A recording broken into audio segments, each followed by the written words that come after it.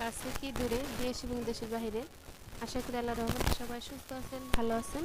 আলহামদুলিল্লাহ, আপনাদের দোয়ায় ভালোবাসায় আমার পরিবারের সবাইকে নিয়ে আমরাও বেশ ভালো আছি। তো রাতের বেলা খাওয়া মানে প্লেট বাসনগুলো ধুয়ে রাখা হয়েছিল। রাত্রে খাওয়ার পরে প্লেট বাসনগুলো ধুয়ে রাখার পর সেগুলো আমি একটু গুছিয়ে নিচ্ছি। আর এখন থেকে অনেক ছোটো ছোটো ভিডিও হয়তো দেওয়া হবে। ইচ্ছা করে না ভিডিও বানানোর জন্য, তারপর মনের জোরে করে যাচ্ছি। দেখি আল্লাহ পাক কত দূর এগিয়ে নেন, কারণ মন মানসিক দুটোটাই ভালো নেই।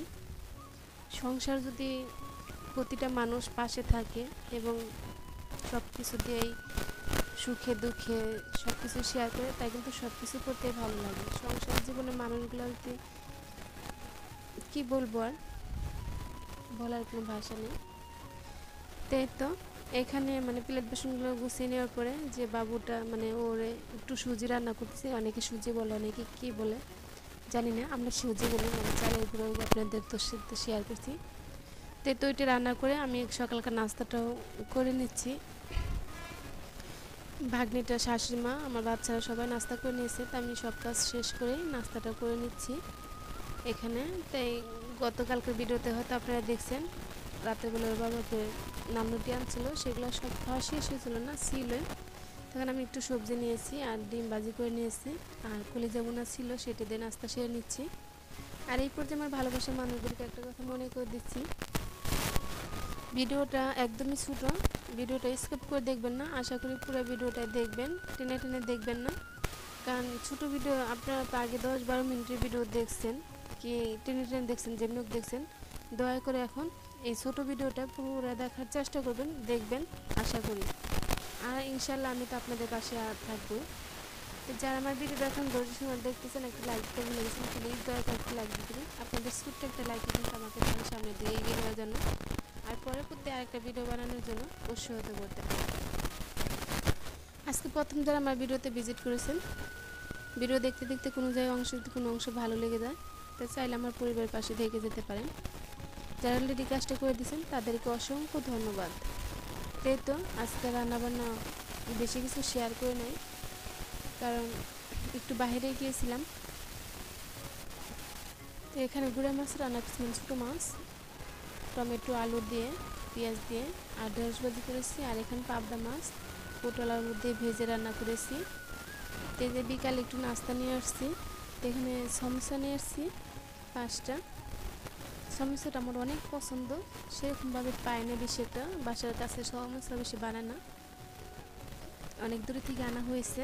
আর আমার বড় ছেলে তো সমোসা খাবে না, তাই পিচ্ছিটা তো মানে বড়টা যেটা খাবে পিচ্ছিটা ওটাই খাবে, তাই দুজনের জন্য মিলেই আনা হয়েছে। তো এখানে সমোসার পুরি নিয়ে আসছি, তাই নাস্তা করে নিলাম। আর এই যে ভিডিও শুরুতে যে বলছিলাম বাসায় যে মেহমান আসছে তাদের জন্য কি কেনাকাটা করলাম, সেটা আপনাদের সাথে একটু শেয়ার করতে। আসলে মার্কেটে যায় ভিডিও করা হয় নাই, মানে আমার ওই বাগনিকে নিয়ে যাওয়া হয়েছিল আর বাবুকে বাসায় রেখে গিয়েছিলাম, তাড়াহুড়ার মাঝে একটু কেনাকাটা করেছি, এইখানে আর মার্কেটে কোনো ভিডিও করছি না। তো ওখানে বাবুর জন্য 2টা জামা নিয়ে আসছি, জামাগুলো আর খুলে দেখালাম না, প্যাকেটের উপরে দিয়ে দেখাইলাম। আর এখানে বাগনির একটা টাইস বলে এটা, আর ওড়না কালো, মানে এটার জন্য গুল জামার, যেটা গুল জামার জন্য এই টাইস আর ওড়নাটা। তো এই যে জামাটা কেমন হয়েছে অবশ্যই বলবেন, কিন্তু এটা গুল লং জামাটি যে আসলে আমি এক হাত দিয়ে ভিডিও করতেছি আর এক হাত দিয়ে মানে খুলে দেখাচ্ছি। তা আমি বললাম আমার শাশুড়ি মাকে যে মা একটু জামাটা ভালো করে খুলে ধরেন।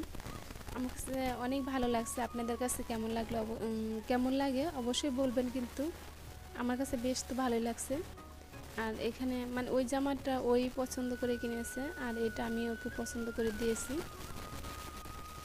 এখানে যে হলুদ রঙের জামাটা, তাই এই জামাটা এই 3 পিসটা কেমন লাগলো অবশ্যই কিন্তু বলবেন, ভালো হলেও বলবেন, খারাপ হলেও বলবেন। তাই কেনাকাটাগুলো কেমন সুন্দর হয়েছে কমেন্ট বক্সে কমেন্ট করতে কিন্তু ভুলবেন না। তা আমি একা একা খুলতে পারছি না, দেখে আমার শাশুড়িমাকে বলছি মা একটু খুলে দাও না। তো আমার শাশুড়িমা খুলে দিচ্ছে, মানে সে দেখাই দিচ্ছে। আমার এক হাতে মোবাইল, আর সোহানের বাবা এখন রাত্রেবেলা ঘরে আসছে, তাও পরে এখন রাত্রে 11টার উপরে বাজে, সেই সময় আপনাদের সাথে শেয়ার করতেছি।